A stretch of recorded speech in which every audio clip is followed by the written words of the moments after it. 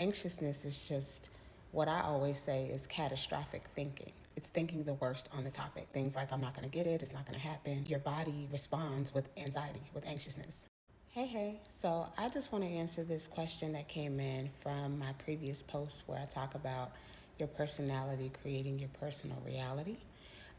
This person says they're having issues when they embody the state of the wish fulfilled not long after they feel anxiousness in their chest, and they want to know what I recommend for this if they continue to persist in their wish fulfilled and still feel the anxiousness. What should they do?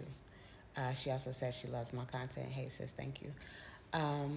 So first things first, the unique part about understanding that you are an intentional creator is that whatever it is that inspired you to be on this journey was really like a catalyst of sorts. It's a catalyst because the things that you find the hardest to manifest are the areas that you can use the most inner work for.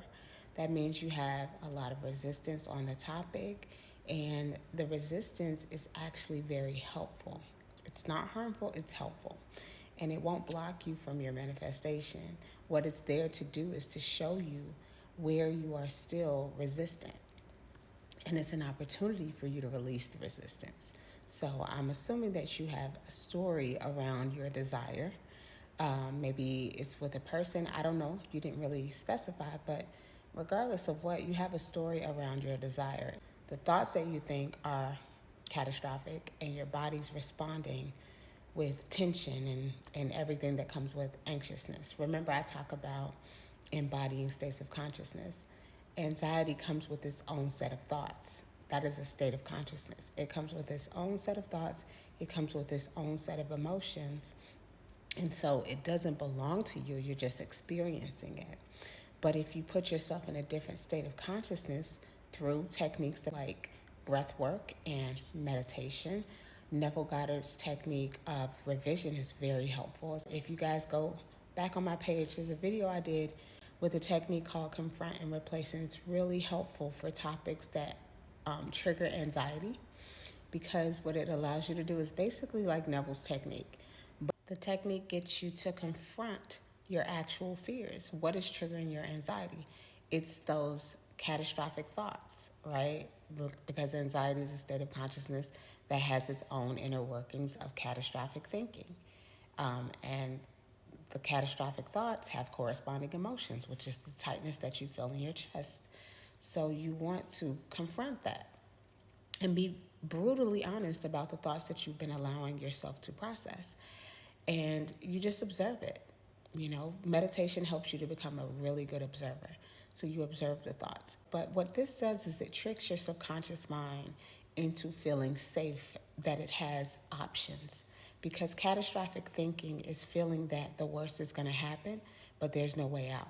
And so your cells and your body doesn't know that.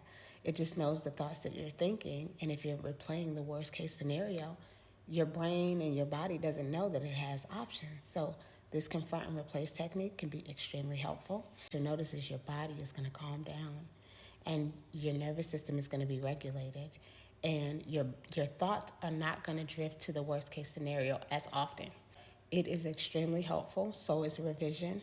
So is breath work. So is meditation. Try these things. These are tools that you have in your toolbox, and they give your nervous system other options other than the patterns that you've been practicing. And that pattern that you've been practicing is what anyone who has anxiety or anxiety depression has been practicing, and that is catastrophic thinking. It's not just enough to train your mind, you have to train your body as well. And so giving yourself a taste of fulfillment, but also being able to emotionally regulate and pulling yourself out of a negative pattern right in the middle of the pattern, right? You don't want that pattern to linger for too long, because what happens. You lose a lot of your day.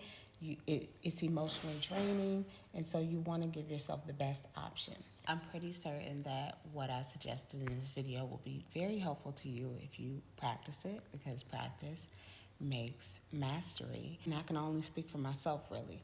But everything that I share is everything that I use, because I'm not perfect. I have my days, I have my moments, but I'm learning to master myself. And that's what I teach everyone here on this platform is self-mastery, because you got to live with you. And you are wanting to shift certain things in your reality, but it's going to require that you shift things internally so that you can experience different things in your reality. And I just want this to be a reminder that you got this.